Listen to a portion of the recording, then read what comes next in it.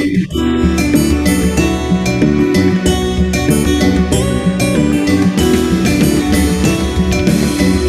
isang bansa sa malayong silangan, upirang ngalan perlas ng silanganan. Ang kagandahan nito ay walang katulad, pinto't pilak, bulaklak ay namumukadkad.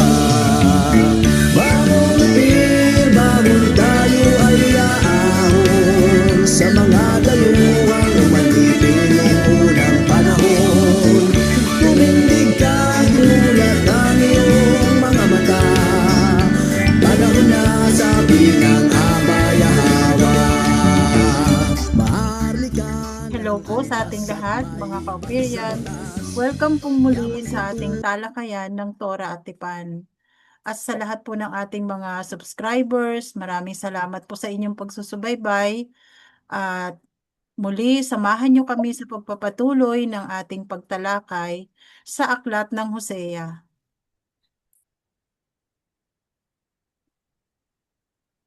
Okay po, kapatid, reader.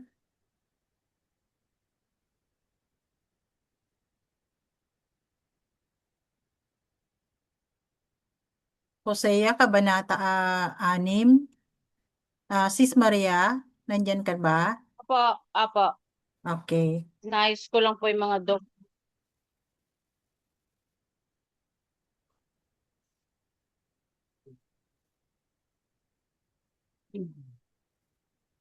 Kabanata 6.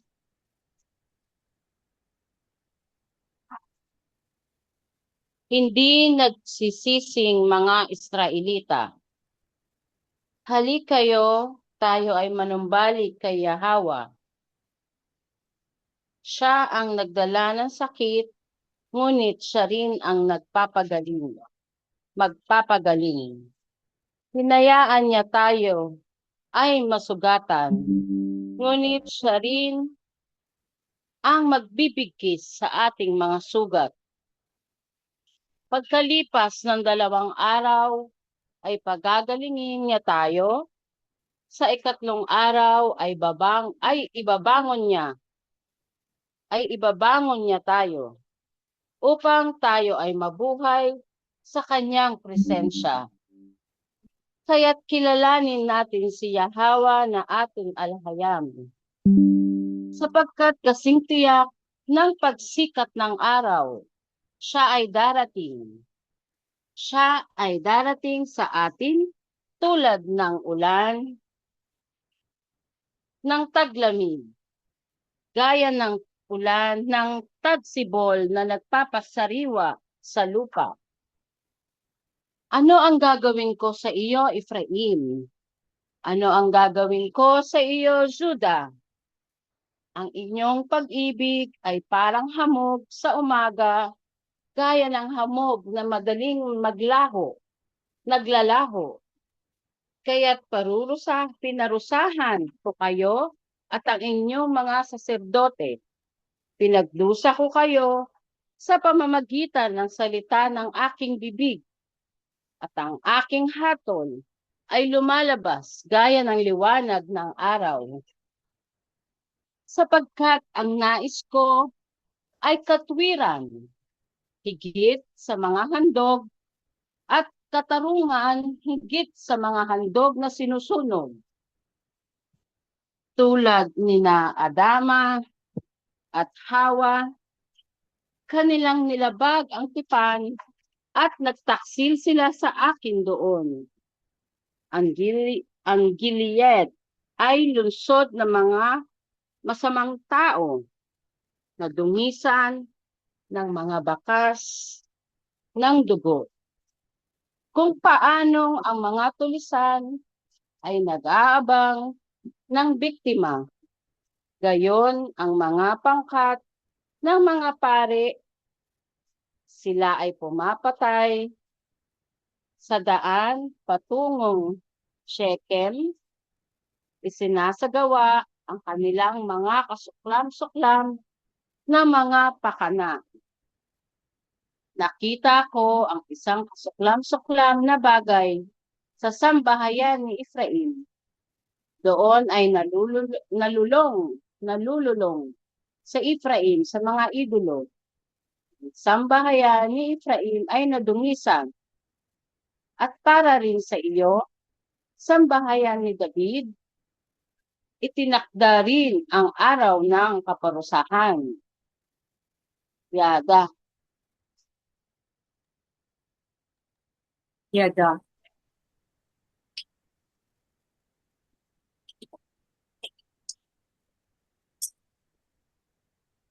Sa mga hindi mga nagsisisi, unrepentant Israelites. Tas pangalan, di ba?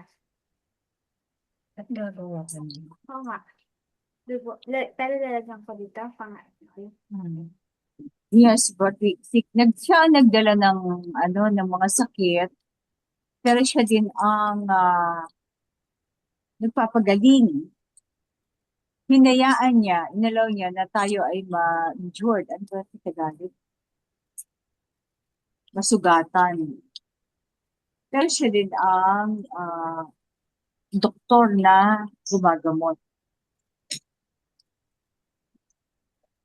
After 2 days, ano kaya itong 2 days? After 2 days, 1,000 years? After 2,000 years? He will revive us. O 2,000, naka 2,000 na, di ba? Then on the third day, He will restore us so that we may live in His presence. Pwede kaya yun? Ano mo? Starting at 2,000?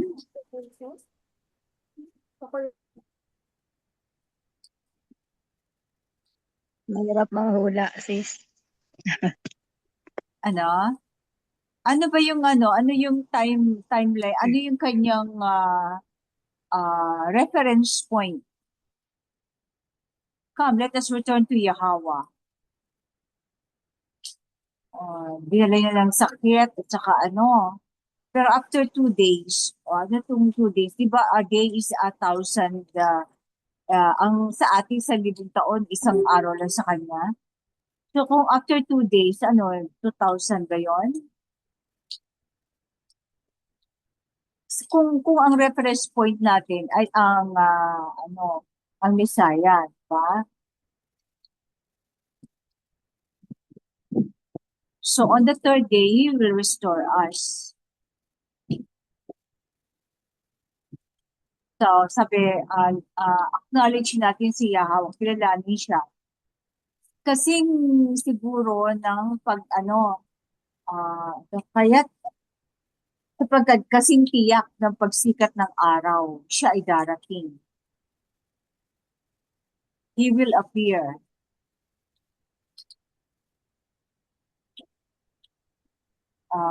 Siya ay dating tulad ng ulan ng taglamig. So, Sino ba ang tinutukoy dito, sis? Ang King Yahushai. Yahweh. Oo nga, Yahweh ang Kasi nakalagay. wala pa namang Yahweh siya dito kasi Old Testament pa tayo, di ba? Oo. Pero, let us acknowledge Yahweh. Ngayon, ano yung 2,000, 2 days? Ang 2 days din kasi, after di ba, 2 ang days? 1 day is equivalent to 1,000 years sa Heavenly Kingdom. So, sino pinapa-acknowledge? Tingin ko, let us always acknowledge Yahweh, our Hindi Alala. talaga, hindi talaga sinabi dyan, di ba? Hindi. Na 1,000 years ang equivalent. 1 day is us, sabi nga, is us 1,000 years para sa atin. Oo. So, big sabihin, sobrang tagal. Oo. Pero meron din on the third day. After 2 days, He will revive us. On the third day, He will restore us. So, hindi naman, hindi exact, approximate, di ba? Nasa 2026 tayo. Lumabas ang Mensahero 2019, di ba? So, Kung yan ang pinakapahulugan dyan. kanyang restoration, di ba? Kasama yun sa mandato ng the messenger of the covenant, ang to restore ang natural order of things. Tapos, so acknowledge si Yahweh. Although, ang dala pa niya dito, yung pangalan ng ano eh. Siyempre, sinong acknowledge siya. Yung siyempre yung pag in-acknowledge mo ang King of Kings, in-acknowledge mo na rin ang Ama. Diba? Kasi ang sabi niya dito sa verse 1, hinayaan niya na tayo ay masugatan, ngunit siya rin ang magbibigay sa ating mga sugat. Pagkalipas ng 2 araw ay pagagalingin niya tayo, sa 3 araw ay babangon niya tayo. So, pwedeng itong pwedeng doon sa pagdating ng Mesaya At pagdating ng at mensahero, pagdating ng kanyang, mensahero. after 2 days. Oo. Kasi, kumbaga, dumanas na tayo ng maraming, hirap, bago Sakit, dumating ang sugat, mensahero. Ngunit, pagdating ng mensahero, nabigyan tayo ng pag-asa.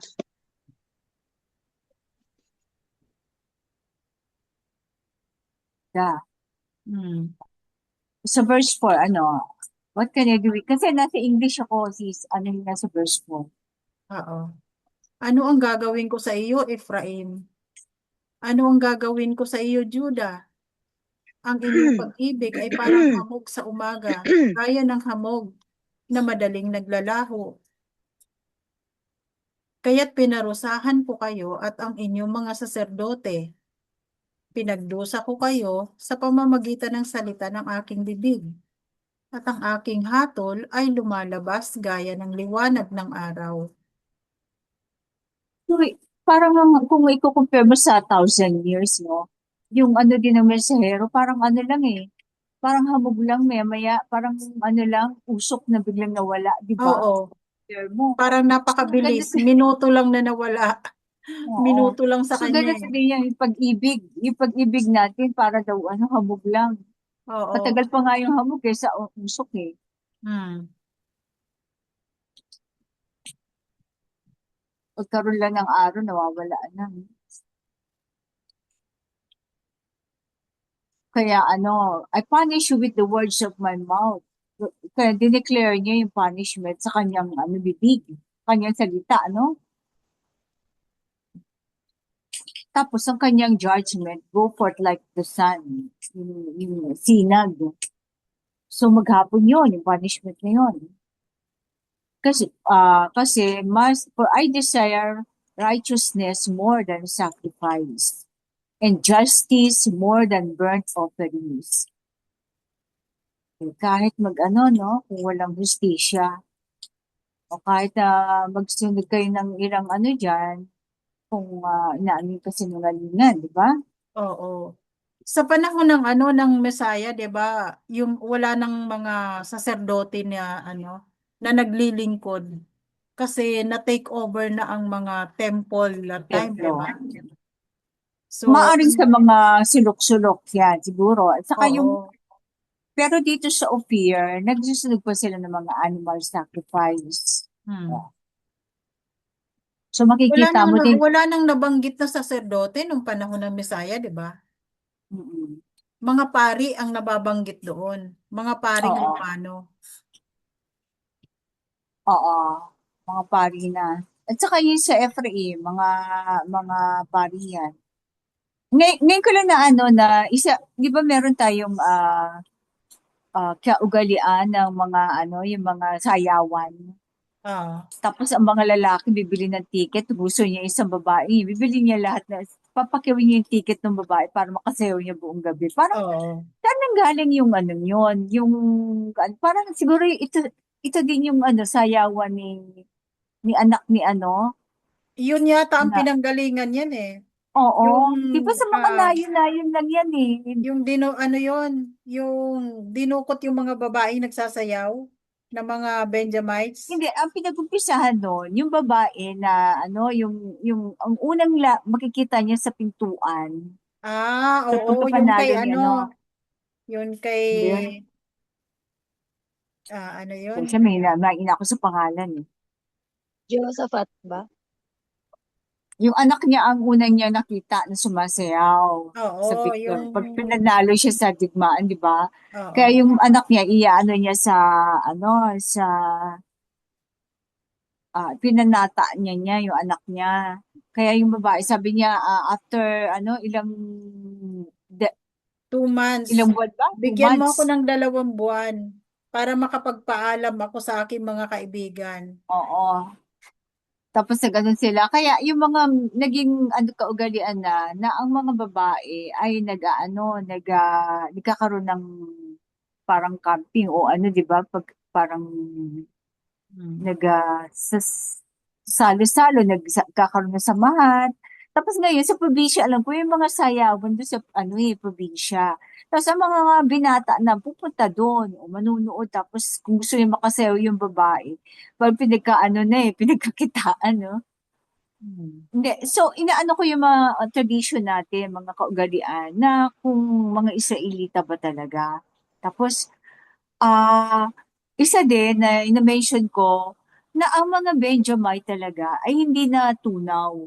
Kasi, tingin ko, 'di ba nag-kidnap sila ng ng kanila ng mga kababaihan. Oo. Halimbawa kapitbahay mo yung kinidnap mo, anak ng kapitbahay. Siyempre ilalayo mo siya kasi baka umuwi yung inasawa mong yung kinidnap mo umuwi sa bahay nila kung malapit lang ang tirahan yun. So kailangan talaga kailangan nilang yung tribo nila ay lumayo. No? Kasi siguro kahit inalaw ng mga magulang na kunin yung anak nila, pero yung anak, yung babae, baka naman ang umuwi, di ba? So kailangan nilang ilayo talaga sa mga ibang Israelita, ibang tribo, kaya kailangan nilang lumayo talaga. So, tingin ko nga ang mga Benjamite, hindi sila natunaw. Hindi hahayaan ng alayon matunaw. Hindi siya sinabing ganun, matutunawin yung isang tribo.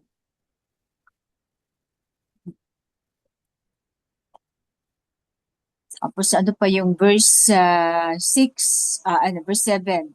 As Adam and Hawa, they have broken the covenant and were unfaithful to me there, doon sa Hardin.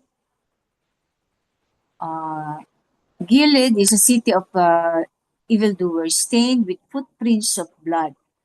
Kasi di ba yung Gilead, ano yan yan ang crossroad naman from north to south.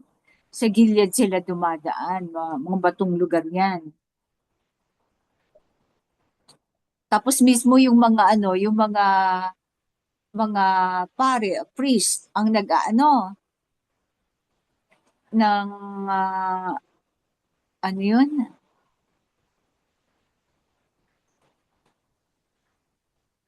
Pumapatay sa daan, no? Yung mga priest pa, yung mga maraming pakana, hindi naman to mga Levita to di ba? Mga kung sino-sino lang.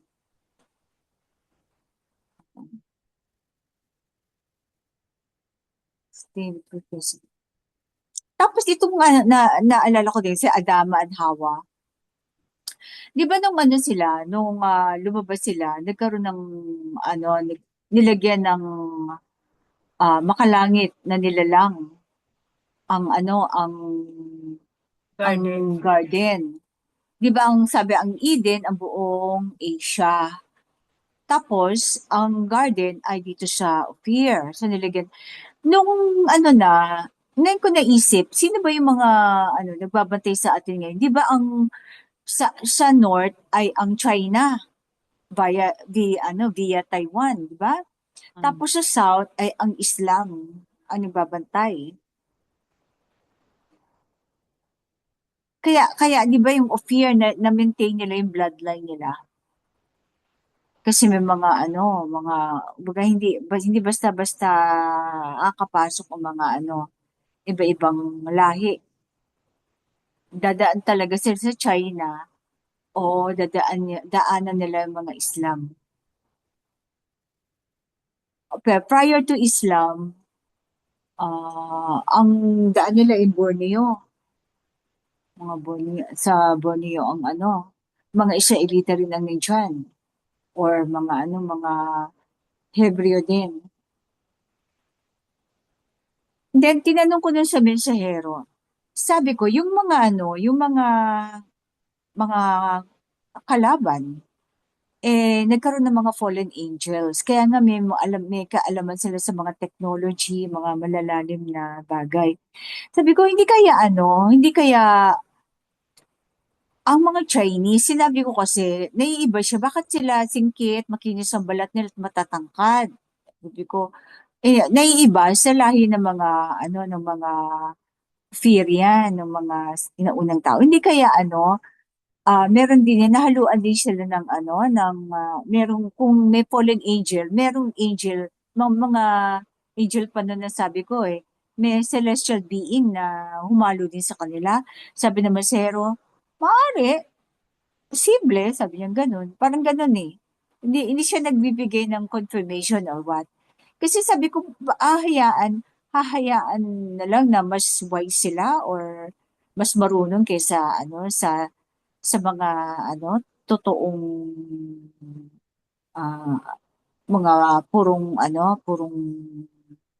nilalang, yung ganon. So siguro maaaring hinaluan din kaya tinan mo ang mga marami magaling mga invention ng mga Chinese. Parang very talented sila sa negosyo, sa math, sa na kumbaga at par with the Western world. Hindi kaya meron din silang saka yung Russia, maari kasi doon bumababa ang doon na mga makalangit na yung mga sasabi ng mga angels, di ba? So siguro meron din magbabantay na doon na representative ng ating alahayam. Pero yun mga ko lang yun. Mga tinatanong ko lang dun sa mensero, pero hindi naman yung sinasagot ng confirmation. Kasi posible, maaari, wala yung posible sa alayam. Ganun lang. So naalala ko lang itong kay Adam at Hawa. Dahil sabi ko talagang protected ang Ophir. Talagang kung pinotektahan ang Eden noon na ang nakalagay sa sa kwento pinalabas sila. Isip ko yun, baka 'di ba supposed to be protected sila. Kaya lang napasok nga ng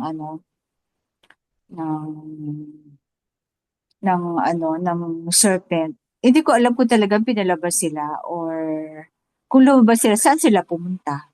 Hindi sila pwede pumunta sa Nod kasi nandun ang ni Cain, ang syudad na ginagawa ni Cain. Pero yung mga Chinese, 'di ba, parang sila yung mga lahi ni Naphtali, 'di ba? Ang gagaan ng katawan, Or nakakalipad. tapos na din ni Manase, 'di ba? Kaya nga sabi ko ba't kaiiba may picture at saka yung kanilang script. Actually yung kanilang script is mga picture yun dati. Hmm. Picture. At saka yung Then meron pa akong meron akong na isang video na 'di ba ang Madagascar ikasama sa ni Shem. So isa 'yun sa pinuntahan ng mga Austronesian ang Madagascar from Mesopotamia to the east. Tapos bumaba sila ng Madagascar. Parang parang sinunod nila kung ano yung binigay na na teritoryo ni Noah. Ngayon, may mga sinabi doon, Madagascar, meron silang nakita mga boat doon na katulad ng boat noong dito sa east, yung mga Ophir, sa mga And then, parang may nakita doon na saan kayo nagmula? Ang sabi sa Diliman. Diliman. So sabi ko, anong meron niya sa Diliman? Di ba, may sunken garden dyan, may Naalala ko kasi, sabi ng mensahero, kasi wala pa tayong naghahanap tayo ng pagpupulungan ng NCR. Then, nagtanong ako, hindi kayo pwede kaya tayo sa Parks and Wildlife. Actually, ako ang nag-suggest ng ng Parks and Wildlife. O, pwede doon. Sabi niya, pwede rin kayo, mag-inquire din kaya sa sa UP. Kasi di ba may sunken garden dyan, gano'n. Oo nga, sabi ko, pwede, kaya lang wala kaming Parang ang nangyari, Parks and Wildlife at saka Quezon River Circle ang naging ano natin, naging venue ng NCR. Tapos bale yung treasurer ang nag-ayos, siya taga-book, na may na-discover si bro na iba pala ang rate, na napakamura lang pala. Bro Mario, tanda mo? Iba yung declared, iba yung talagang rate. Pero anyway, tapos yung diliman na yan, ano ba ibig sabihin ng diliman? Hindi ko pa na-google or natanong sa iya, ano ba ibig sabihin ng diliman? Kung ano. Kasi, tingin ko yung buong Ophir, meron talagang specified na kanilang pinaglagyan. Lumabas sila, pero nasa islands pa rin ang Ophir. I doubt it. Iniisip ko nga, baka hindi kayong Benham Rice na nalubog na lang sa tubig sa east natin. Pero anyway, ano ko lang yon, no? Tapos dito sa verse 10, ano sabi niya? Nakita ko ang isang kasuklam-suklam na bagay sa sambahayan ni Ephraim. Doon ay nalululong si Ephraim sa mga idolo. Ang sambahayan ni Ephraim ay nadumisan. At para rin sa iyo, sambahayan ni David, itinakda rin ang araw ng kaparusahan. So, ito ay ni Hosea, no? So, may mga, ano pa kayo mga kapatid?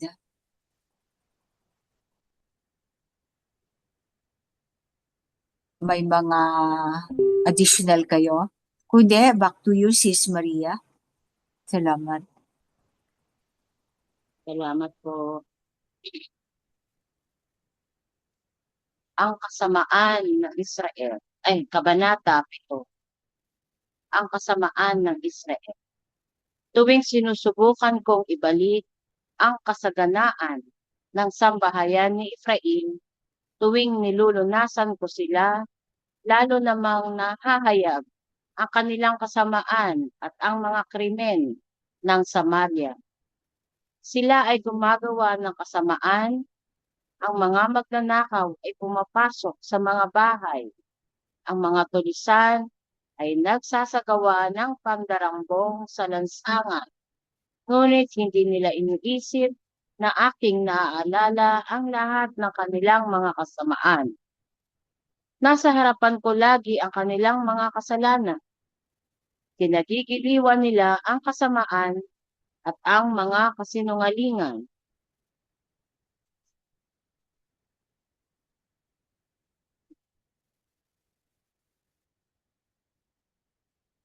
Kinagigiliwan nila ang kasamaan at ang mga kasinungalingan ng mga banyagang hari at mga prinsipe. Sila ay pawang mga mapangalunya, nag-aapoy sa pagnanasa na parang purnong hindi na kailangang kalikutin ng panadero mula sa pagmamasa ng tinapay hanggang sa ito ay umalsa.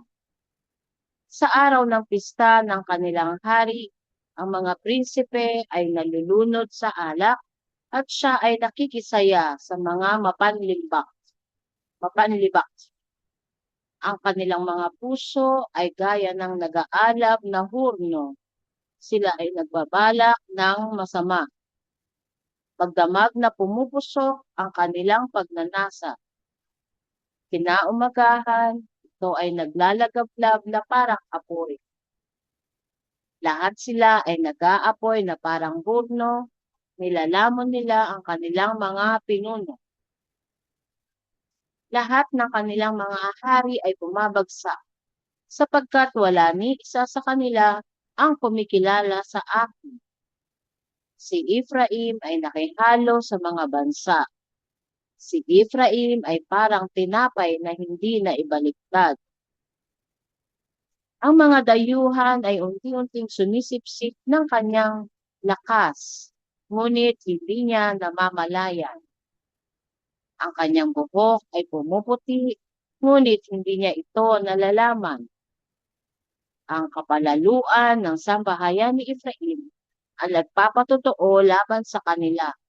Ngunit sa kabila ng lahat ng ito, hindi sila humahanap ni bumabalik kay Yahweh na kanilang alahayam.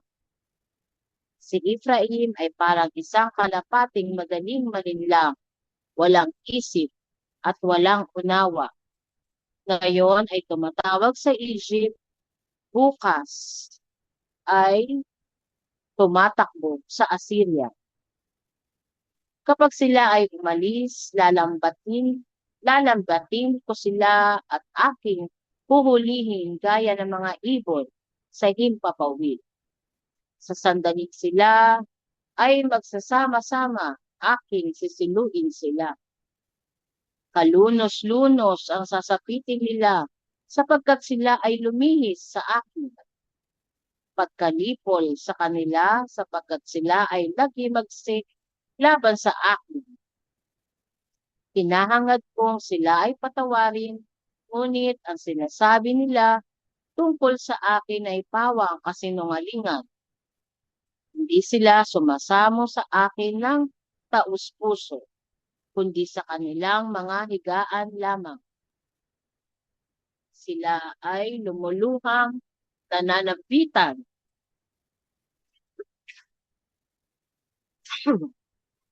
sa mga idolo para sa trigo at bagong alak. Ngunit tinatalikuran nila ako. Ako ang nagturo sa kanila at nagpalakas ng kanilang mga bisig. Ngunit ang kanilang balakid ang masama laban sa akin. Hindi sila bumabalik sa kataas-taasan. Sila ay gaya ng isang bigong pana. Mabubuwal sa tabak ang kanilang mga pinuno dahil sa kanilang mapagmalaking pananalita. At dahil dito, sila ay magiging katatawanan ng buong daigdig. Yada.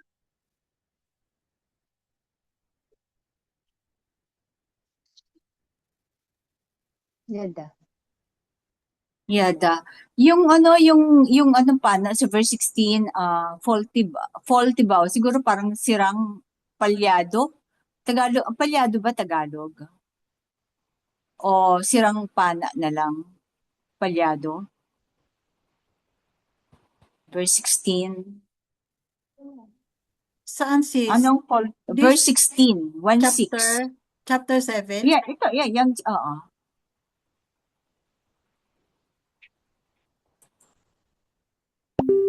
Hindi sila bumabalik sa kataas-taasan. Sila ay gaya ng isang bigong pana. Hindi bigo parang faulty or baka sira o palyado. Sira. Mabubuwal sa tabak ang kanilang mga pinuno dahil sa kanilang mapangmalaking pananalita. Sirang pana na lang. O palyado. Pwede. Tagalog ba ang palyado? Tagalog ba yon? Parang hindi asentado, palyadong pana na lang, faulty. Okay, sige. Okay, anong tayo?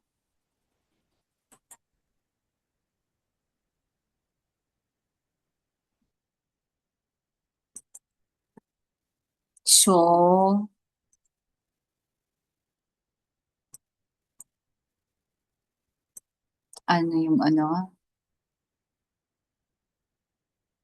may meron kayo mga verse na gustong komentuhan, ba?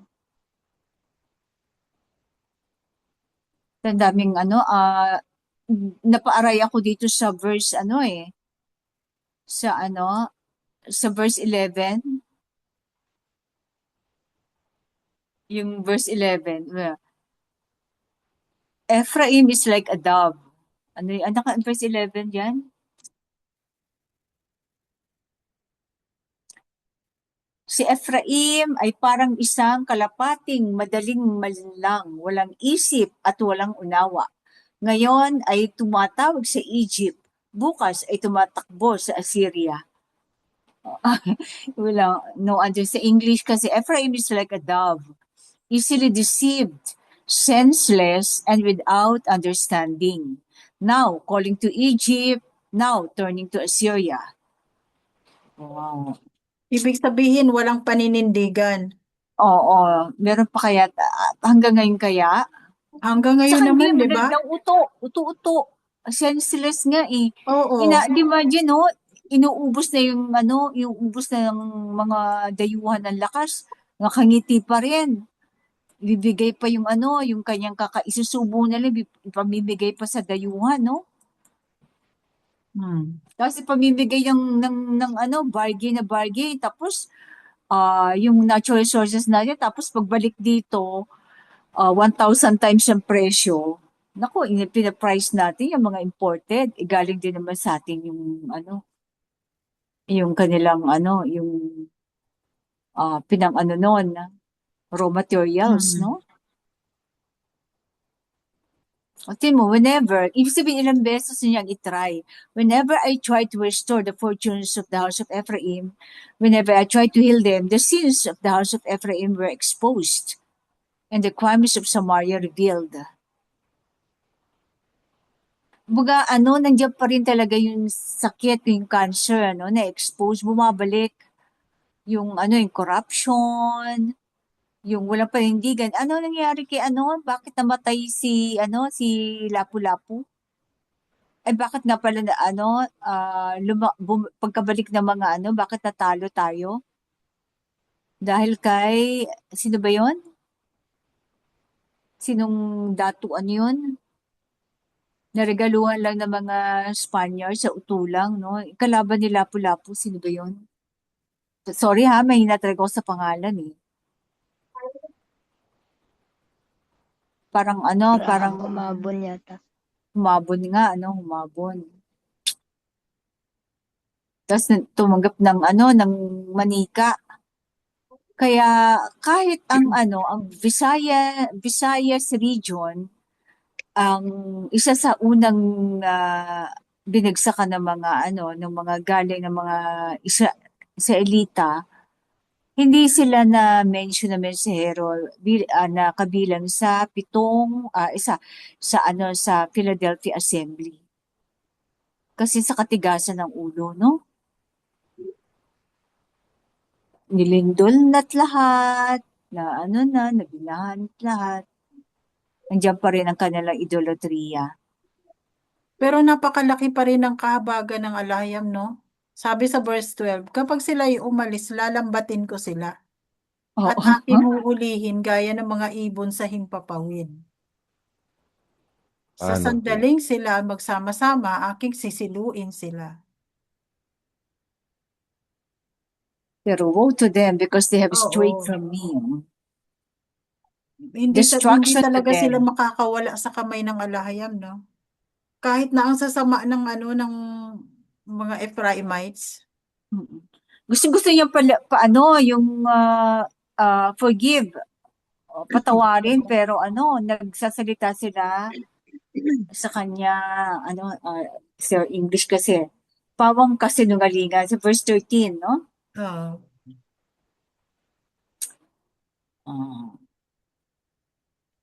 Hinahangad kong sila ay patawarin, ngunit ang sinasabi nila tungkol sa akin ay pawang kasinungalingan. Mhm.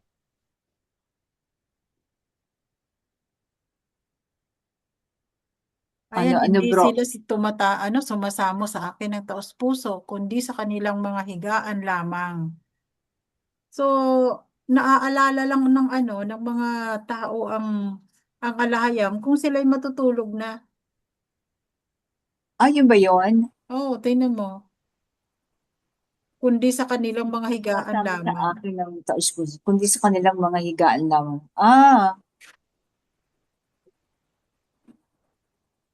Wala yung Yung pagsunod. yung night prayer, Oo. Dapat nga pray without ceasing, di ba? Oo. Ito, tuwing Pero matutulog na tingnan lang. mo, sila ay lumuluhang nananambitan sa mga idolo para sa trigo at bagong alak. Ngunit Oo. tinatalikuran nila ako. They slash themselves. Nandiyan ba 14? They, Oo. Sa 14, hindi sila Nanambitan sa sumasamo mga sa idol akin para sa trigger. ng taos Wala puso. ditong wala dito yung they slash themselves appealing to their idols. Di ba nagpepenitensya pa? Hmm.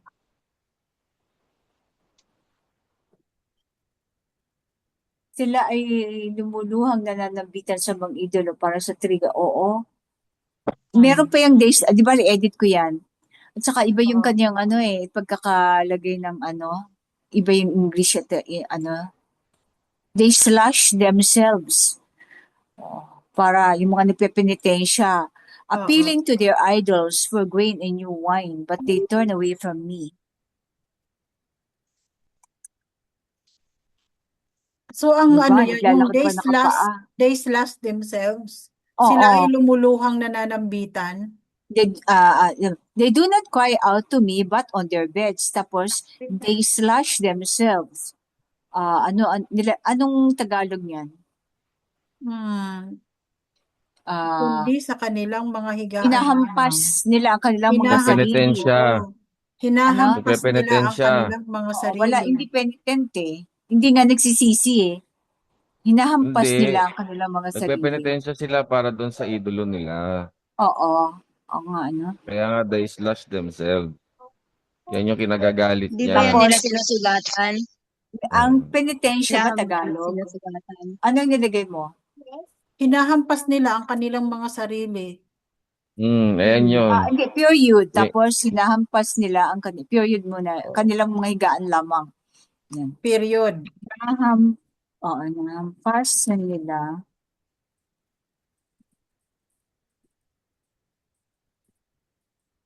Ano yan eh? Naghahampas nila, Yung nahampas ang kanilang mga kanilang sarili. mga mahal na sarili. araw yan eh. Tinatawag nilang mahal na araw. Ayan yun. Bilang penitensya. Hinahampas ang kanilang mga sarili at lumuluhang nananambitan. At lumuluhang. Gawin mo one sentence.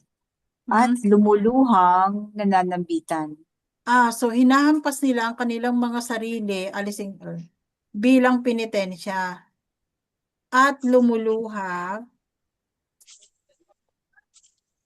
nananambitan sa mga idolo para sa trigo at bagong alak.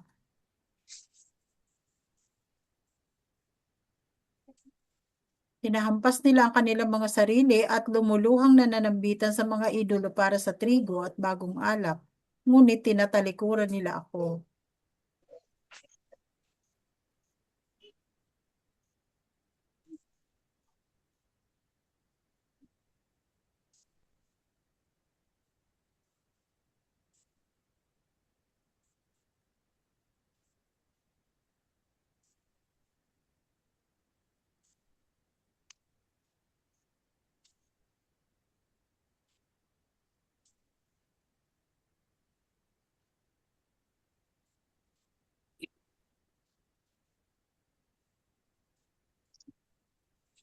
Grabe ito, at dahil dito sila ay magiging katatawanan ng buong mundo, buong daigdig. Yan po yung yung consequences ng nila. Consequences ng Efraim. kanilang pagiging idolatry. Di ba? Ngayon nga lang dito lang sa lugar natin, di ba? Pag sinasabi mo yung pag matigas ang letra pinagtatawanan na. O dito pa lang 'yon, paano pa sa ibang bansa?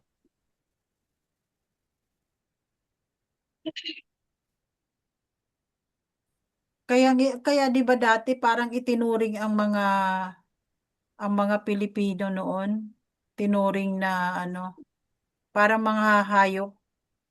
Hindi sila pwedeng dumaan sa mga elevator na sinasakyan ng ibang lahi. Tapos Separate. yung meaning ng Pilipino, katulong Oh, sa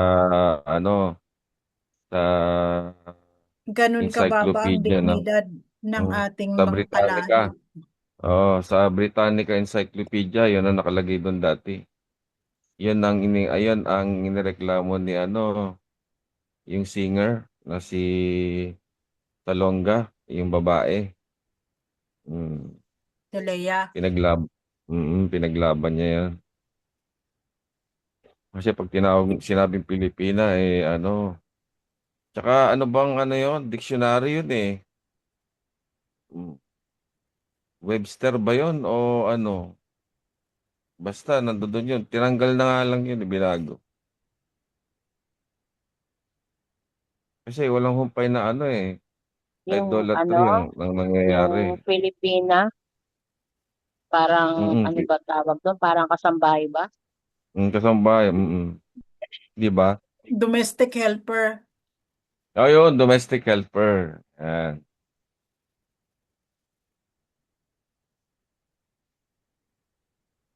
Kaya Kapag ka yun. sinabing Pilipino ka, domestic helper. Mm. Kaya nga, kaya nga, um, sabi nga ni yung dating presidente, si PRRD, no, congressman pa lang siya, eh merong gustong tulungan si Hanilit na ano na di ko alam kung bibitayin ba yon o ano sa Saudi Arabia o ginahasa ata yun o ano eh sabi nga ni Duterte hindi kasi natin pinag-aaralan. Hindi niya pwedeng hindi niya pwedeng anuhin makialam, hindi dahil sa congressman siya kasi syempre kapag ka sinabi mong domestic helper ka o katulong ka doon o kasambahay ka, siyempre ang mga Muslim, ang ano nila, ang kultura nila, pag-aari ka nila, o property ka nila. O ano man ang gusto nilang gawin sa'yo, gagawin nila sa'yo. Mm. Yun kasi ang sinasabi niya doon, hindi natin kasi kilala ang sarili natin. Paano nga naman natin makikilala ang ating sarili? Nasa Babylon. Nasa Babylonia tayo. Hindi natin alam na hindi pala tayo yun. Na hindi pala tayo Pilipino. O, alam natin dahil sa mataas nung panahon ng Spaniards, mataas kasi ang tingin sa pangalan ng Pilipino. Kasi ibig sabihin, ano ka? Ah, parang royal blood ka. Galing ka sa Spain eh. Galing ka sa Spain pero dito ka ano, dito ka pinanganak. Yawa mo man ka, tuwalya kay tanak, balong.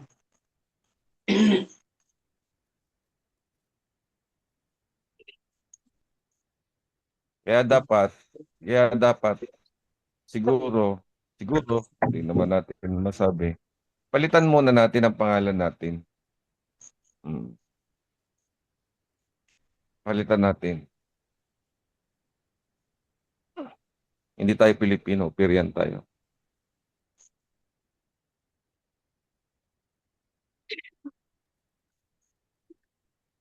At hindi rin Muslim. Kasi diyan tayo na pagkakamalan din. Opo, kasi para alam din natin na kung ano ang naging silbi ng Islam sa bansa natin. Kung ano ang naging silbi ng Islam sa atin. Mm. Kaya nga laging lagi tayong sinasabihan ng mensahero, ng sultan. I Pagka guess. tinanong, Muslim ka ba? Ganyan. Hindi, pero mga kapatid namin sila. Totoo naman yun kasi ano nila tayo hanggang ngayon, pinagtatanggol nila tayo Hindi nga lang nila alam na yung ginagawa nila ay pagtatanggol sa ating pagkakakilanlan.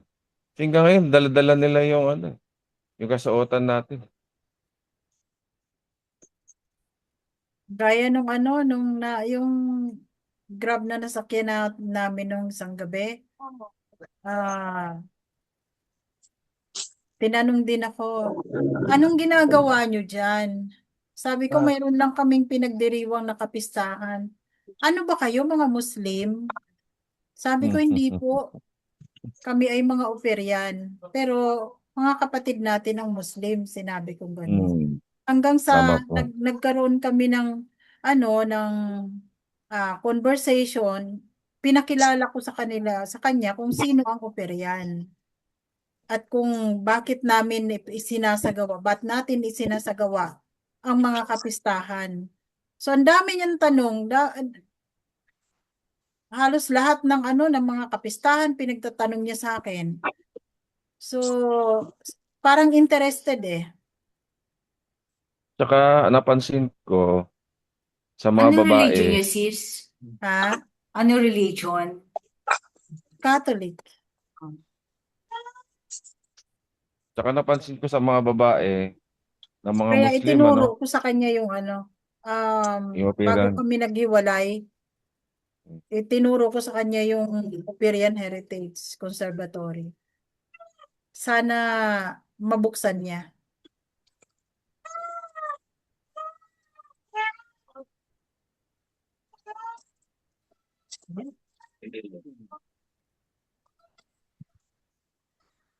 Sige, Bro Mario, tuloy mo nga yung sinasabi niyo po.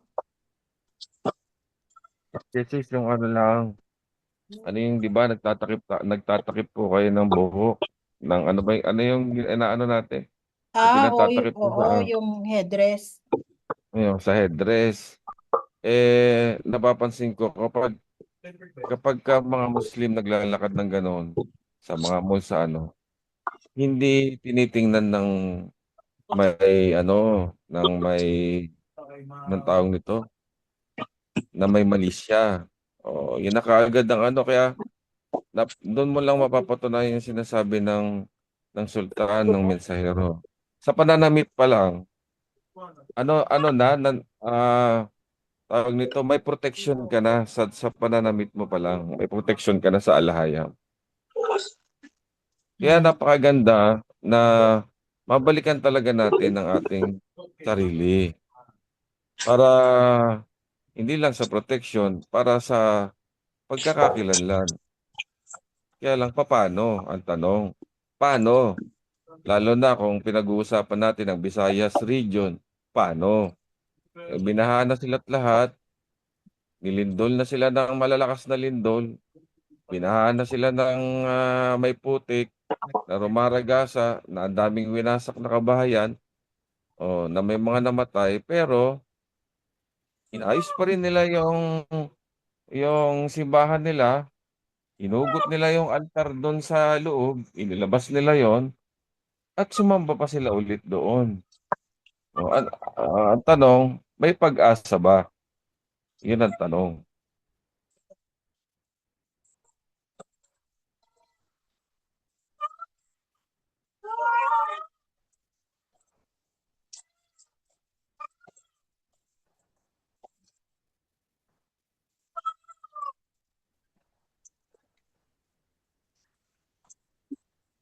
Tuloy na tayo. Opo. Kabanata 8. Mag-aani ng buhawi ang mga Israelita. Ilagay mo ang shofar sa iyong mga labi. Narito may isang agila sa ibabaw ng templo ni Yahweh, sapagkat nilabag ng mga tao ang aking tipan at nakimagsik laban sa aking kautusan. Ang mga Israelita ay dadaing sa akin, aming alahayam, kami ay nagpapasakop sa iyo. Ngunit itinakwil ng mga Israelita ang katuwiran, kaya't hahabulin sila ng kaaway. Nagtalaga sila ng mga hari nang hindi ako kinukonsulta. Pumili sila ng mga pari na wala akong pahintulot. Sa pamamagitan ng kanilang pilak at ginto, gumawa sila ng mga idolo para sa kanilang sariling kabahan. O Samaria, itapon mo ang iyong kuyang idolo. Mga idolo ito mula sa mga Gentile. Nag-aalab ang aking galit laban sa kanila. Hanggang kailan sila mananatiling marumi? Ang guyang ito ng Samaria gawa ng panday ay dudurugin at magiging pira-piraso.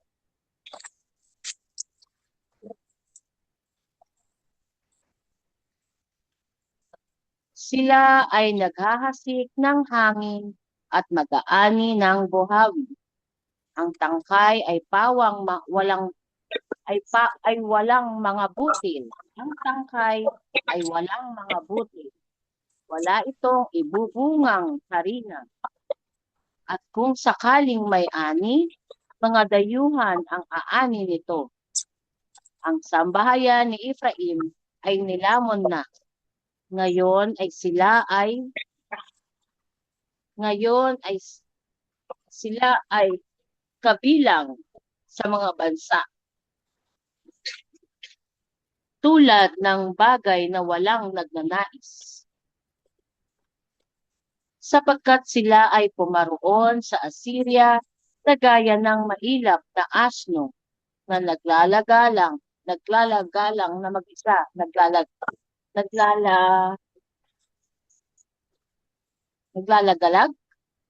Yes, naglalagalag na mag-isa.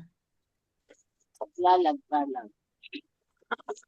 Pinagbili ng sambahayan ni Ephraim ang sarili sa pagkaalipin.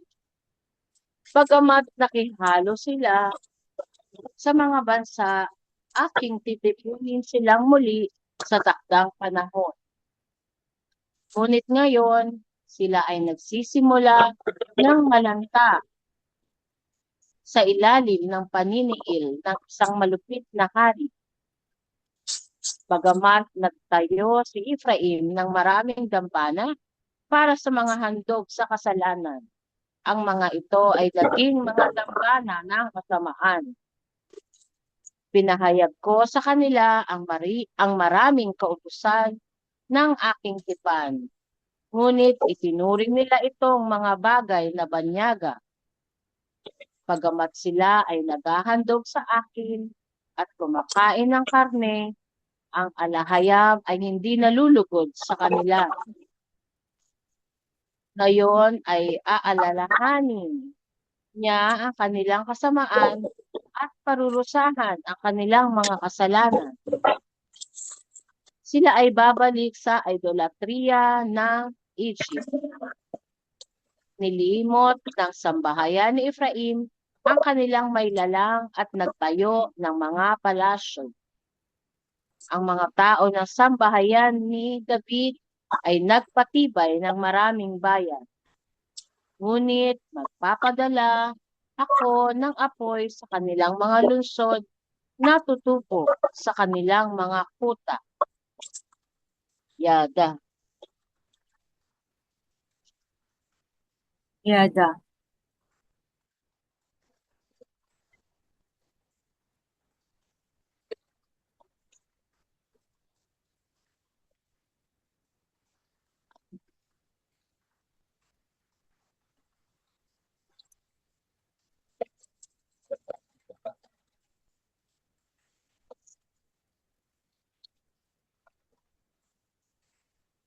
Ano yung verse 7, sis?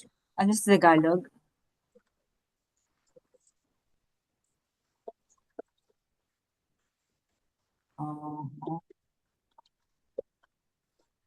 Verse 7, sila ay naghahasik ng hangin at mag-aani ng buhawi. Tama. They sow the wind. Sila ay naghasik ng hangin at mag-aani ng buhawi. buhawi. Tama.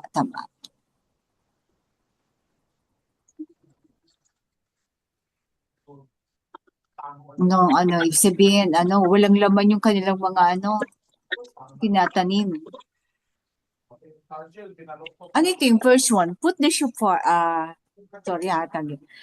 ilagay ang put the shofar to your lips. An eagle is over the temple of Yahweh, because the people have broken my covenant and rebelled against my law.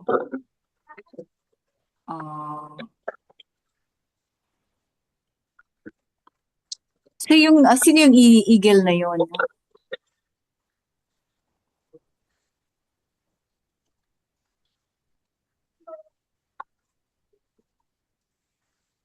Sino yung agilang yun? Ano nga ako saan? Saan? Verse 1. Ano ba nakalagay dyan sa verse 1? May isang agila sa ibabaw ng templo ni Yahweh. Hmm. Sapagkat nilabag ng mga Meron tao. naman talagang agila, di ba? Oo. Sapagkat nilabag ng mga tao ang aking tipan at naghimagsik laban sa aking kautusan. So itong agilang to may dala ng tipan. Magaling yun ng tipan, no? Hmm.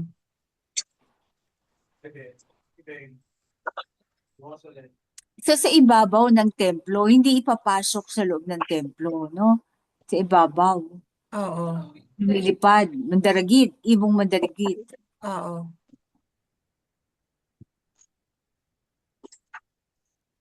Ngunit itinakwil ng mga Israelita ang katuwiran, kaya hahabulin sila ng kaaway. Ayan ay hinayaang mahabol ng kaaway. Noong 1521, no? Nahabol tayo dito. Tapos yung tribe of Judah naman, o House of David, sa Africa naman sila na tagpuan. Nagtalaga sila ng mga hari nang hindi ako kinokonsulta. Pumili sila ng mga pari na wala akong pahintulot. Oo.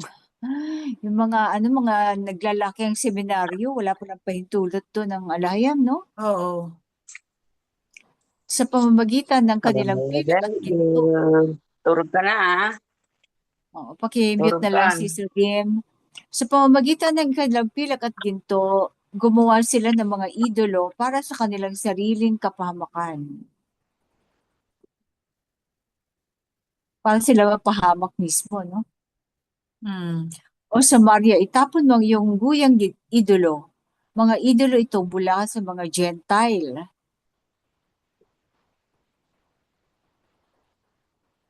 Nag-aalab ang aking galit laban sa kanila hanggang kailan sila mananatiling marumi. So galit na sa atin ang alay, pero no? Hindi tayo may takwil eh. Kasi may tipan tayo sa kanya, no? Oo. Kaya panghawakan natin yung tipan na yun kasi hindi na nagliligtas sa atin. Kasi kung walang tipan sa atin ng alayam, matagal nang wala yung lahing Syrian, ng mga Israelita. Katigasan ng ulo, no? Verse 6, ang guyang ito ng Samaria gawa ng panday ay dudurugin at magiging pira-piraso. Sila ay naghahasik ng hangin at mag-aani ng buhawi. Ang tangkay ay walang mga butil, wala itong ibubungang harina. At kung sakaling may ani, mga dayuhan ang aani nito. So yung mga tangkay, walang parang puro labadura, yung walang laman, no? Kung Hmm. meron kung meron man tayong maani, mga dayuhan ang kakain, ang mag-aani. Kaya lagi tayong salat. Yung sinatawag na sa atin lang yung isang kahig, isang tuka, di ba? Ganda ng Oo. mga Kaya nga, para di ba lang kumain. napakayaman ng ating bansa, pero itinuring tayo na third world country, di ba? Isang kahig, isang tuka lang tayo kasi Oo. wala tayo sobra. Kumakain lang tayo para mabuhay. Hindi tayo kumakain, hindi tayo katulad ng na nabubuhay para kumain. Tayo kumakain para mabuhay, no? Yan tayo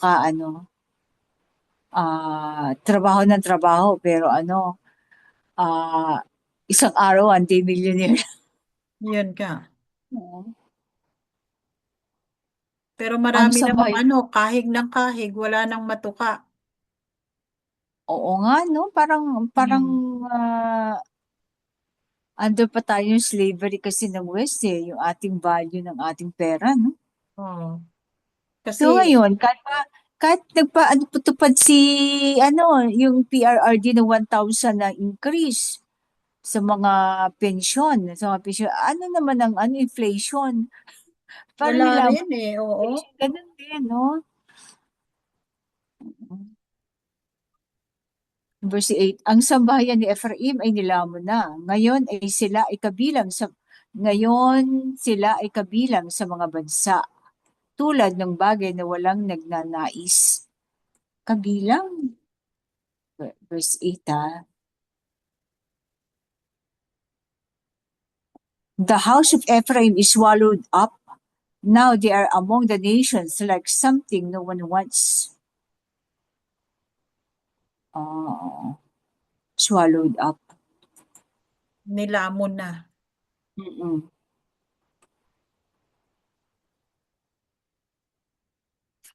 Okay. Verse 9, sapagkat sila ay pumaroon sa Assyria na gaya ng mailap na asno na naglalagalag na mag-isa. Pinagbili ng sambayan ni Ephraim ang sarili sa pagkaalipin.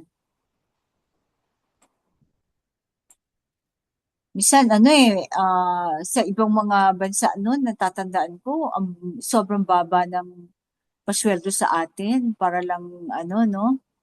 Kaya nga. Hindi, Tapos hindi natin alam itinuring yung pa yung value. bansa natin na bansa ng mga katulong. Oo. Yung mga ordinaryong tao, Pilipino, para lang domestic helper. kukuha, kahit nga mga ordinaryong empleyado lang sa abroad nakakuha ng DH from the Philippines, ganun kababa ang sweldo natin.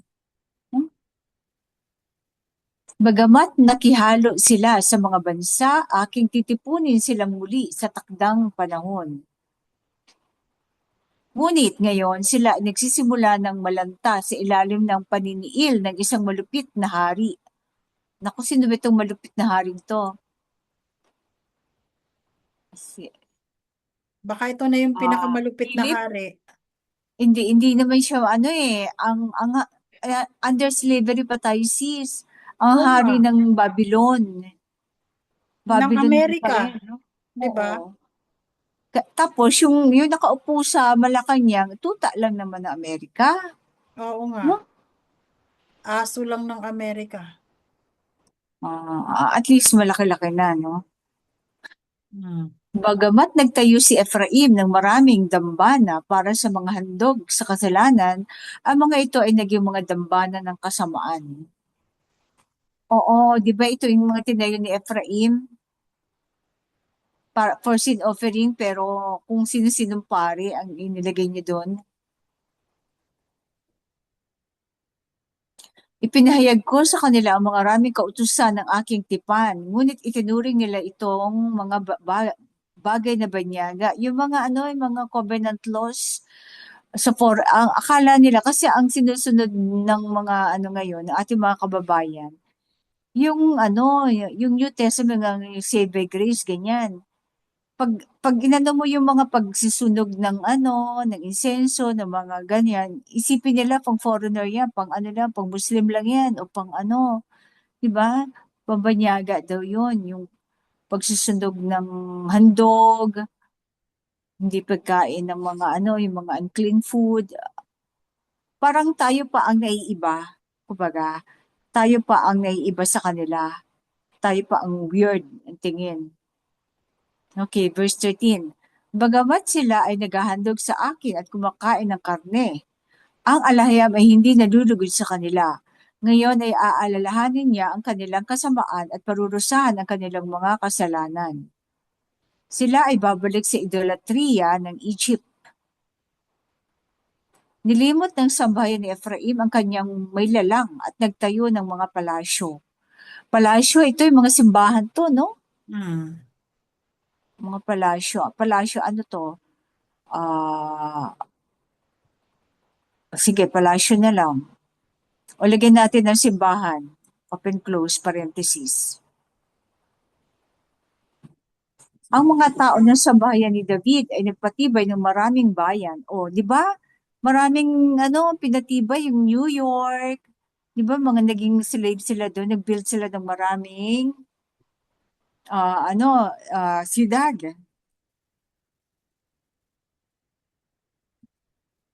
Simbahan. Nilagaw na simbahan. Okay. Yun namang yung sambahayan ni David, ng New York. Nagpatibay na maraming bayan, ngunit magpapadala ako ng apoy sa kanilang mga lungsod na tutupok sa kanilang mga kuta. Ayan, yung yung mga kuta, yung mga Pentagon, yung mga diba? Yung mga kuta, yan. So, papadala siya ng apoy. Ha? Ano, marker na tayo? Oo, may mga ano pa kayo, additional, mga kapatid, na ano, sa chapter 9? Wala na po, sis. Hindi, Kabanata 8 pa lang tayo. Kabanata 8 pala.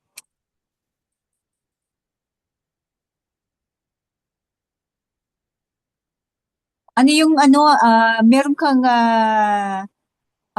sinishare, babayo na tungkol sa doon sa tatayong kanal sa bandang Gaza na naputol nung nakaraan.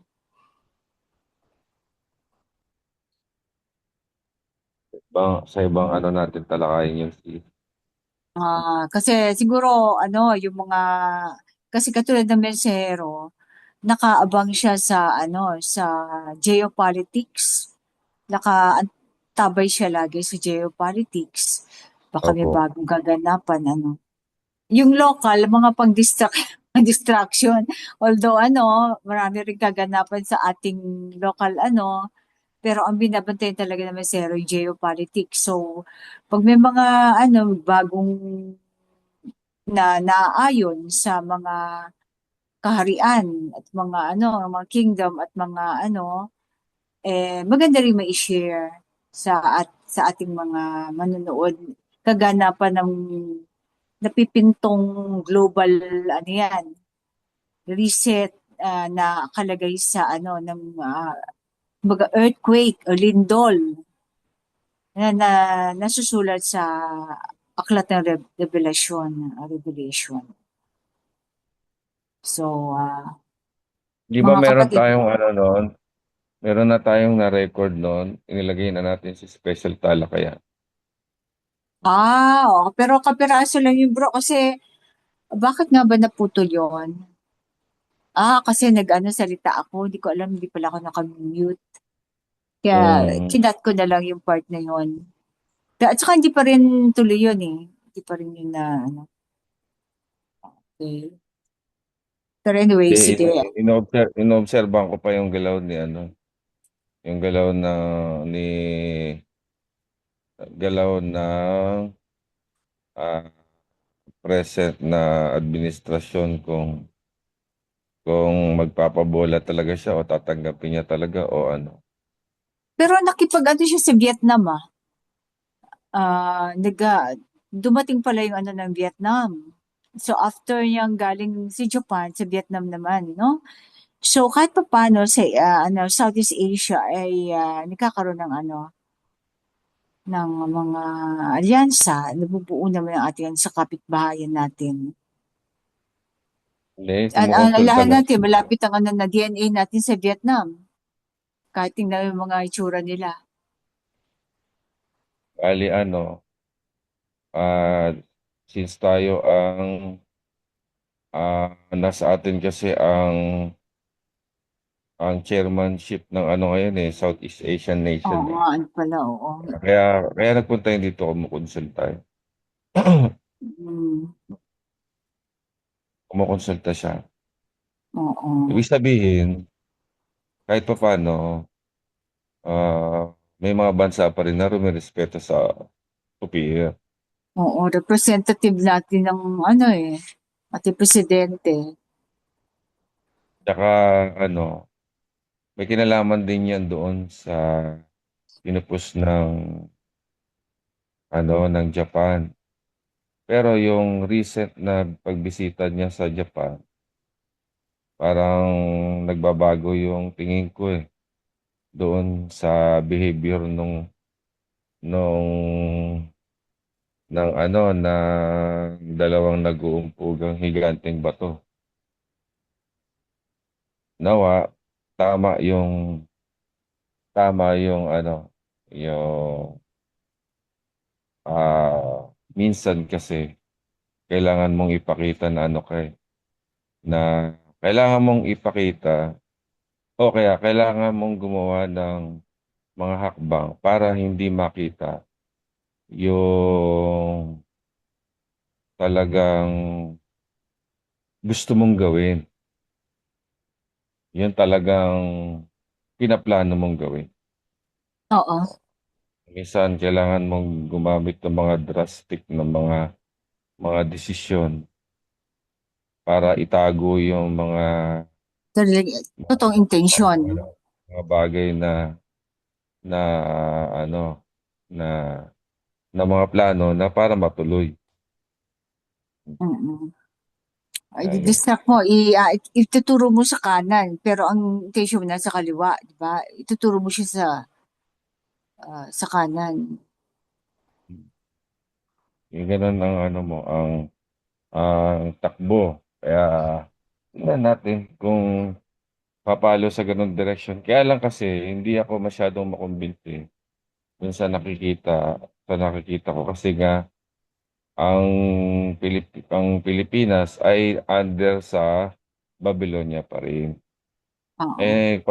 Dahil nga dito sa mga nababasa nagagalit ang alahayam, nagpapadurusa talaga siya pag yung ano ka, yung malakas ang kapit mo sa idolatry. Katulad ngayon, yung Kabanata 8, nakita na naman natin ang galit niya rito. Pagtatawanan ka sa mga lugar na gano'n, hindi natin alam. So, ano pa rin tayo, mag-observe pa rin tayo. Basta ang maganda, hindi matuloy yung LEC. Kasi pag natuloy yung LEC, hindi ko alam kung ano ang mangyayari sa atin. Ano Kung LEC? ano yung mga, kung ano yung mga nakapaloob doon sa kontrata, kung ano man. Ano yun? Sa IT hub? Oo, yung sa IT, sa AI. Mm. So, yun. Kaya AI hub. AI. wag lang matuloy yung Luzon Economic Corridor na yun. Kasi panlalansi yun Mm. sa atin. Oo. Ano na naman yan? Another trap? Mm. Hindi, slave na naman tayo niyan. Maaaring yun ang pinunta ng Vietnam dito. Nagkokonsulta siya and then nagko-caution din siya. Kasi ano din Paano sila yun? eh. Ah, Meron din sila. Anong tag nito? Papunta na rin sila dun sa modern technology. Bakit meron rin bang ano sa kanila? AI Nandun hub? yung nandun yung manufacturing ng kwan eh. Ng mga EV cars, mga vehicle, EV vehicle. Mga Oo. malaki yon. In-establish ang partnership ng ano yon ng China at saka Vietnam. Mm-mm. Tapos nagkaroon naman tayo ng partnership niyan dito ng Vietnam at saka Pilipinas. Kaya nga may mga GSM na mga taxi, yung kulay green. Oo. Partnership ng dalawang bansa Vietnam, yun. ano ba yun? Oo, yan. Yan yung ikinapuputok ng butsi ni nung isang taga Ilocos na gusto niya, yan ang kuning negosyo, yung transportation na yan. Sino taga Ilocos? Si Chavit. Oo. Kasi meron yung may Yan, part-time siya. pinapasok niya yan. Pinapasok niya, hindi na bigay sa kanya. Oo. Sabi niya Ayun yan. negosyo eh. Okay. Kaya minsan titingnan natin yung mga galaw nila kaysa doon sa sinasabi nila. Mm. Kung Tsaka bakit. sinungaling kasi ang press eh, di ba? Yung mga yung mass media, um, control din nila pero eh. nga, hanggat nasa Babylonia nga tayo, hindi talaga tayo makakalaya sa mga ganyang sitwasyon, usapin, sa ganyang pangluloko. Kaya katulad niyan, yung mga ginto na minimina, nakikinabang diyan, foreign company. Magkano lang ang Sinong kontrata bumili? niyan. Sino bumili? Ang mga niyan, ang mga nagbimina niyan, mga foreign company. Oo, Ang sinong mga nakabili nagmimina. nung nasa galing mismong Bangko Sentral? Ano Bangka Sentral? Ano? Oh, Central Bank pala. Ha? Yung binenta. Hindi, yung ano, Yung naka, yung mga minahan natin, oo, pero ang mga, mostly ano yan, ang mga, Canada yan. Yung mga ang European mga yan. kanyan. Oo. Mm. Sila yan, mga Australian, Canadian, yan ang mga nagmimina Lalo dyan. na, di ba, nagsara ang, Africa sa kanilang mga, So, dito Mm. sila nakakonsentrate. Dito sila Oo. bibilihan, ipupuntahan ngayon. Hindi ko alam kasi nakapaloob dun sa mga kontrata na yun. Yun yung, Kaya siguro yung mga sa Mindoro, ang daming mga katutubong, pinalayas. Sila pa ang, sila pa, kanilang, lupain yun. Tapos sila pa ngayon ang hinuli ng mga pulis. kaya in fairness din kay Pinoy, hindi siya nag-open ng mga panibagong kontrata dati. Kasi Mm-mm. nga 3% lang ang napupunta sa gobyerno. Mm. Kaya gustong ano yun, Mm. ah, tawag nito, i-amend. No. Mm. Mm. Dapat Baka nga mas malaki naman, pa yung share ni, no? o nga naman, dapat yung tinatawag na magpo-poll ka dapat sa PPP, yung Private-Public Partnership. O Mm. dapat Pag-ubos na laman. ang gobyerno, malaki ang percentage na ang pakikinabangan niya doon. Kasi natural resources yun eh. O na para sa isang bansa yun. Pero binibigyan kanya ng kontrata para imina yon. So dapat malaki ang shares niya doon. Kahit na ikaw yung gumagastos, ikaw yung nag-ooperate. Kasi Hindi na marami kasi mga ibabalik yun eh. kontrata. Marami kasi mga kontrata na hindi in favor sa gobyerno. Na So kailangan talagang nalagyan, baguhin mo. Pero nalagyan ng, paano mo nga babaguhin?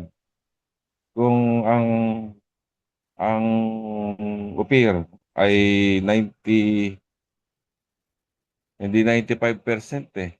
Parang 98% eh. Na under ng kwan, under ng Babylon or 99%. oligarch. Baka 1% lang ang hindi.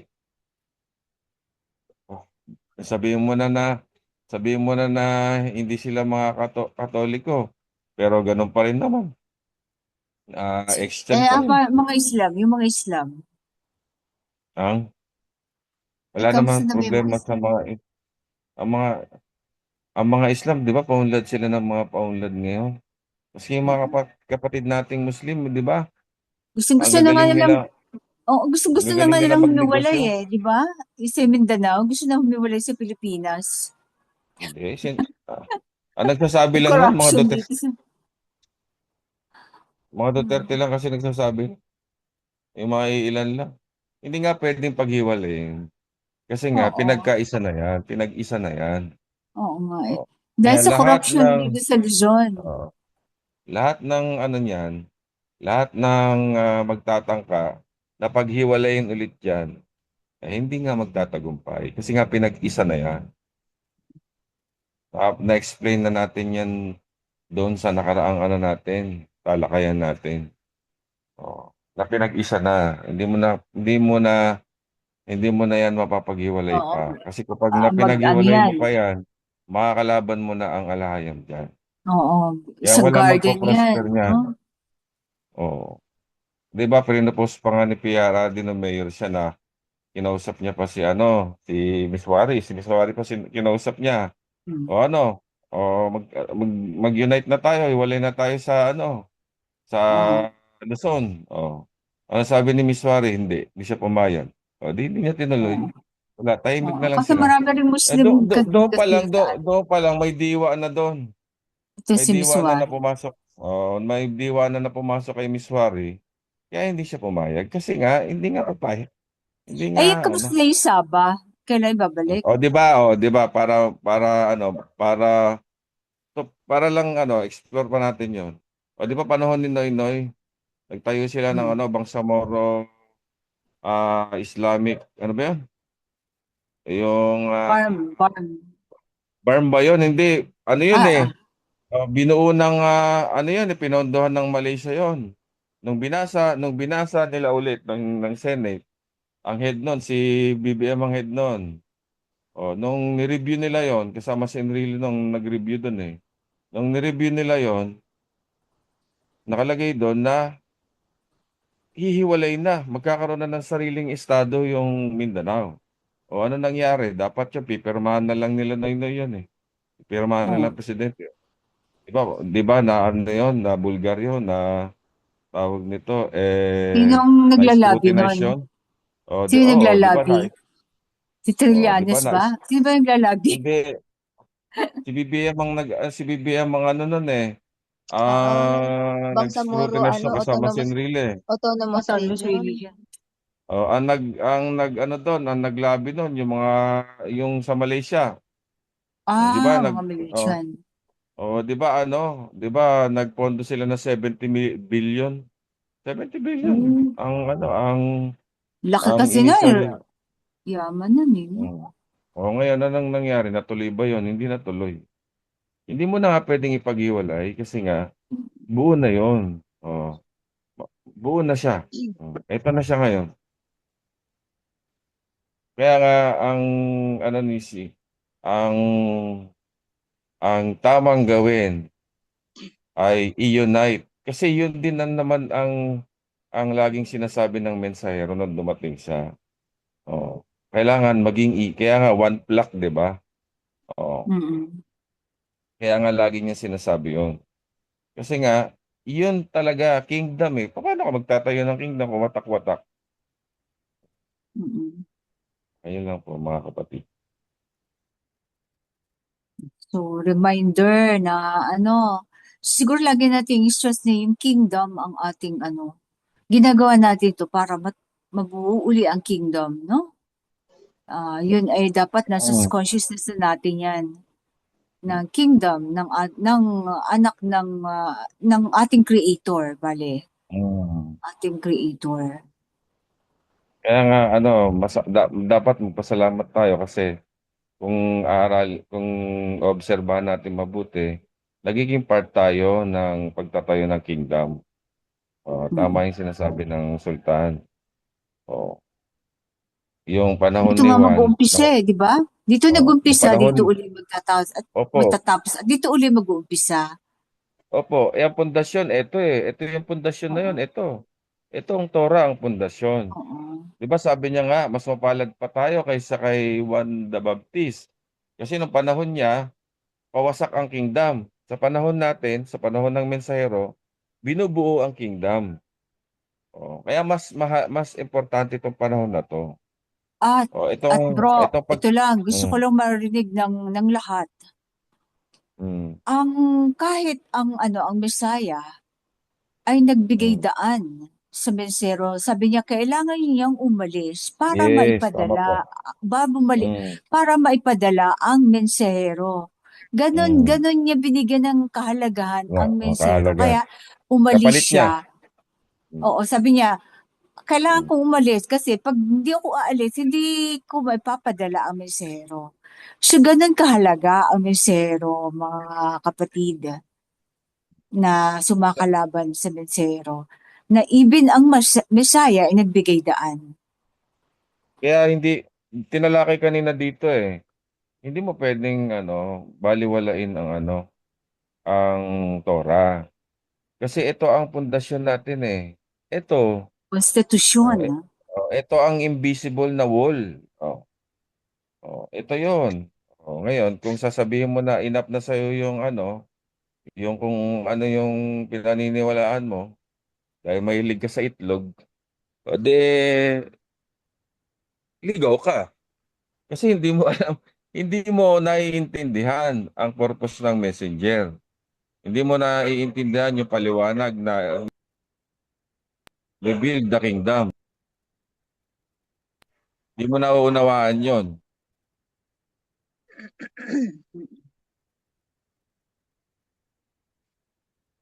So, Magpatuloy niyo muna si yun ang maiwan natin ngayon na na ang Messiah ay umalis upang maipadala niya ang mensahero sa huling araw, sa huling mga araw. Yun po ang take away natin sa gabing ito na sana pag nilay-nilayan nila.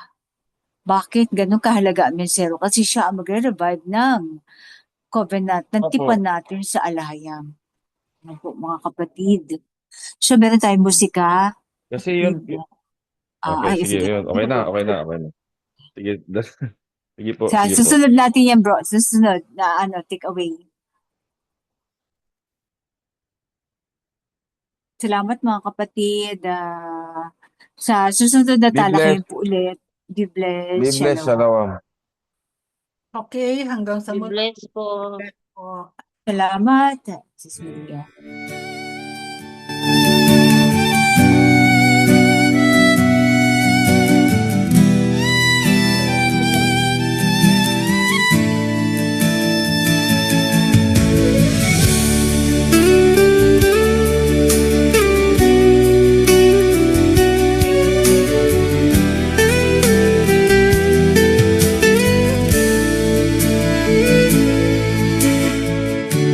Na mahal kong kababayan at mga kapatiran, nawa'y tingin ng aming panawagan.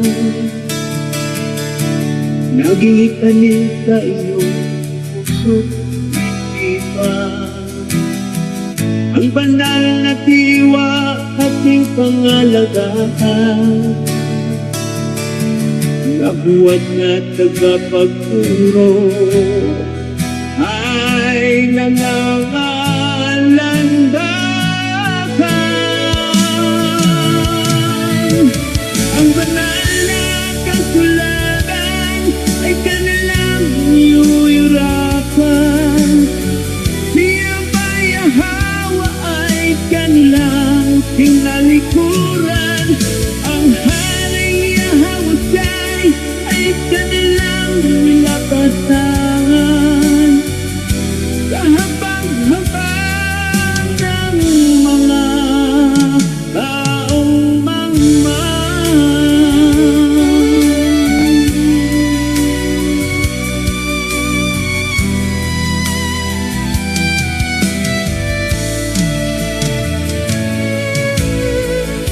Nasamantala ng mga nanliliglang, nagutom na tupay, ginawang rakatan.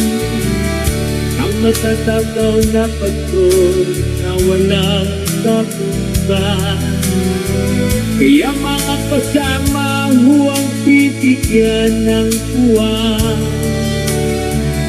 mga tagapagturo at tupetang bulan.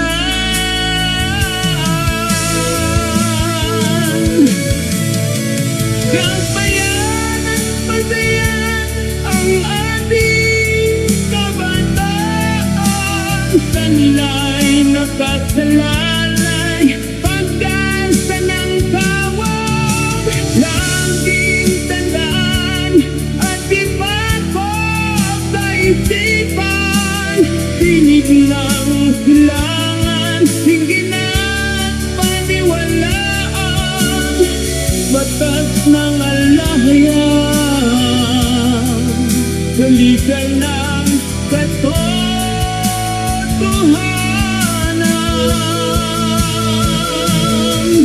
Ang banal na kasulatan ay kanilang yuyurapan. Silba'y hawa ay kanilang kinalikuran. Ang haring Yahweh ay kanilang nilapasangan. Kahapag-hapag ang mga taong mangmang. Tanglaw sa kaligtasan at banal na kasulatan sa banal na Torah matatagpuan.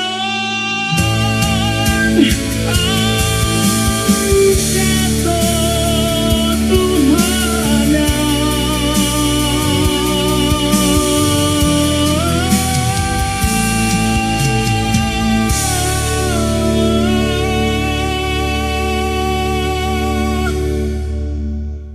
Yada. Ganda. Napaka-powerful naman ang kanta na yan.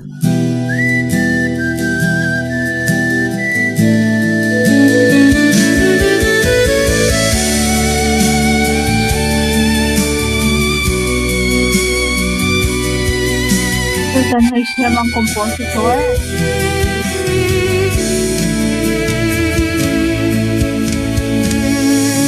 Susan Hashem pala.